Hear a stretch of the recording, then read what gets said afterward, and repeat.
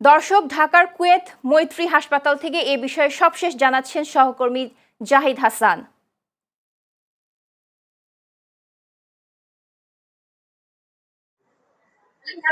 ধন্যবাদ প্রিয়া। রাজধানী সহ সারা দেশে প্রতিদিনই বাড়ছে হাম এবং ডেঙ্গু রোগীর সংখ্যা। আমি এই মুহূর্তে অবস্থান করছি রাজধানীর কুয়েত বাংলাদেশ মৈত্রী হসপিটালে। এই হসপিটালে গত 24 ঘন্টায় হামে রোগী ভর্তি হয়েছেন মোট 9 জন এবং ডেঙ্গু রোগী ভর্তি হয়েছেন মোট 6 জন।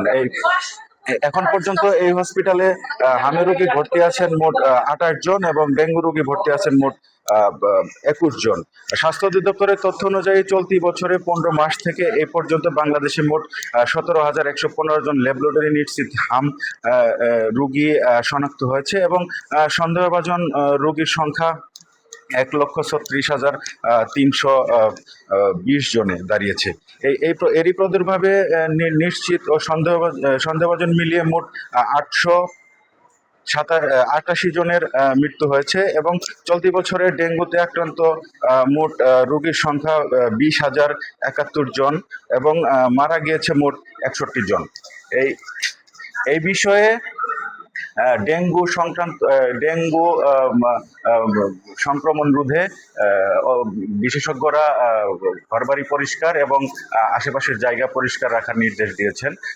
হাম সংক্রমণ রোধে অভিভাবকদের সচেতন থাকার পাশাপাশি শিশুদের সময় মতো টিকাদান করার নির্দেশ দিয়েছেন। এই ছিল আমার কাছে কুয়েত বাংলাদেশ মৈত্রী হসপিটাল থেকে সর্বশেষ। প্রিয়া। ধন্যবাদ জাহিদ। দর্শক, এবার চাঁদপুর জেনারেল হাসপাতাল থেকে সেখানকার সবশেষ পরিস্থিতি জানাচ্ছেন সহকর্মী মাসুদ ব্যাপারী।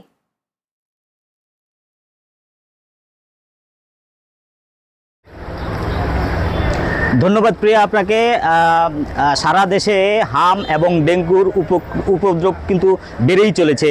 তার ধারাবাহিকতায় চাঁদপুরেও কিন্তু হাম এবং ডেঙ্গু রোগীর আক্রান্ত কিন্তু দিন দিন বেড়েই চলেছে। তো চাঁদপুরে আজ পর্যন্ত হাম আক্রান্ত রোগী ভর্তি আছে 52 জন। তো এই পর্যন্ত চিকিৎসা নিয়েছে 1443 জন রোগী চিকিৎসা নিয়েছে।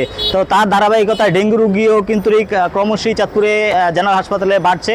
তো এখন পর্যন্ত 9 জন রোগী কিন্তু চাঁদপুর জেনারেল হাসপাতালে 250 শয্যা জেনারেল হাসপাতালে কিন্তু ভর্তি রয়েছে। তো জেনারেল হাসপাতালের আমরা তত্ত্বাবধায়ক মাহবুবুর রহমানের সাথে কথা বলেছি। তিনি আমাদেরকে জানিয়েছেন যে ডেঙ্গু রোগীর জন্য কিন্তু আলাদা একটা ওয়ার্ড খোলা হয়েছে, সেখানে কিন্তু ডেঙ্গু রোগীদের চিকিৎসা করা হচ্ছে।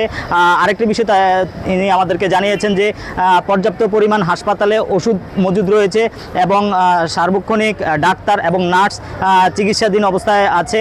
তবে নার্স এবং ডাক্তারের সংকট থাকায় কিন্তু তারা ক্রমই রোগী বাড়ার সাথে সাথে হিমশিম খাচ্ছে।